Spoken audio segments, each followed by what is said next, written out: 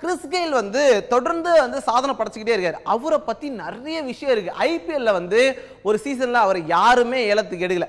பெங்களூர் டீமுக்கு அவர் எப்படி வந்தார் அப்படின்னு நீங்க கேட்கலாம். கொல்கத்தால அவர் விளையாண்டுட்டு இருக்கும்போது இவர் என்னப்பா இப்படி விளையாடுறாரு அப்படின்னு அவங்க டீம் ட்ராப் பண்ணிட்டாங்க. அதுக்கப்புறமா பெங்களூர் எடுக்கல. பெங்களூர்ல ஒரு பிளேயருக்கு காயம் அப்படின்னோடனே சரி ஓகே வாங்க அப்படின்னா கிறிஸ் கெயில வேண்டாம் அவருப்பா பெங்களூர் டீம் கூப்பிடுச்சு.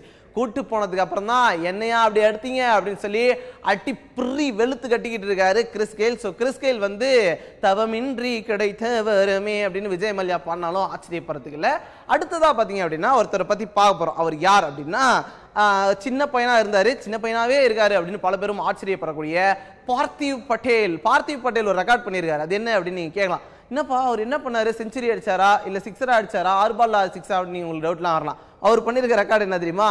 மோஸ்ட் டீம்ல விளையாண்ட ரெக்கார்டு. சென்னை டீம்ல விளையாண்டுருக்காரு, டெக்கன் சார்ஜர்ஸ்க்காக விளையாண்டாரு, சன்ரைசர்ஸ்க்காக விளையாண்டாரு, பெங்களூருக்காக விளையாண்டு, மும்பைக்காக விளையாண்டு 6 டீமுக்கு மாறின ஒரே பிளேயர் அப்படின்ற அற்புதமான சாதனையை படிச்சிருக்காரு பார்த்திவ் பட்டேல். அது மட்டும் இல்லாம பாத்தீங்க அப்படின்னா இதுக்கு அப்புறமா ஒவ்வொரு ஐபிஎல்லையுமே பாத்தீங்கன்னா ஏலம் எடுப்பாங்கல்ல, அப்படி இருக்கும்போது அதிக ஏலத்துக்கு போன பிளேயர் யார் அப்படின்னு பார்க்கலாம். அப்படின்னு பார்த்தா இட்ஸ் யுவராஜ் சிங். 6 பால்ல 6 சிக்ஸர் பறக்க விட்டு த ஒன் அண்ட் ஒன்லி 2020 பிளேயர்னா நான் தான் அப்படின்னு சொல்லக்கூடிய யுவராஜ் சிங்கை பாத்தீங்க அப்படின்னா 16 கோடிக்கு டெல்லி டீம் வாங்கினாங்க. பட் ஆனா அவங்க வாங்கின வருஷத்துல ஏன்டா வாங்கணும்னு ஃபீல் பண்ணாங்க, அது வேற கதை.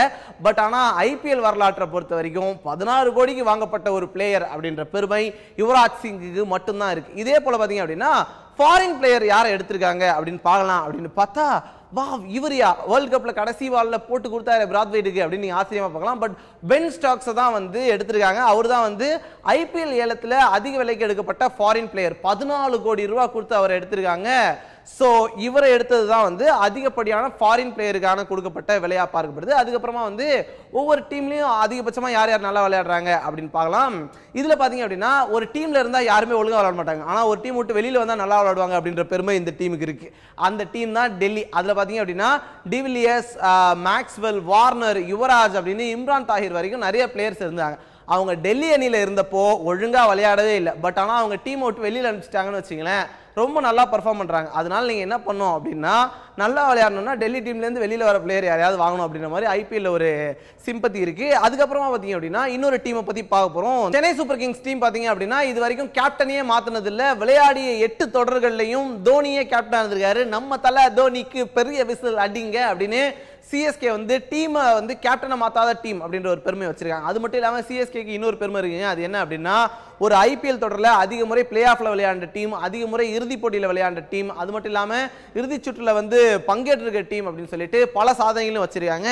சோ இதுதான் வந்து சென்னை சூப்பர் கிங்ஸ் உடைய சிறப்பு. அடுத்த வருஷம் வந்துருவோம் நாங்க, வந்தவொடனே எப்படி பட்டை கிளப்ப போறோம் பாருங்க அப்படின்ட்டு சென்னை ரசிகர்கள்லாம் அடுத்த ஐபிஎல்ல சென்னை வந்துடும் அப்படின்னு ஆவலோட வெயிட் பண்ணி பார்த்துட்டு இருக்காங்க. இதுதான் ஐபிஎல் உடைய அதிரடி அப்டேட்.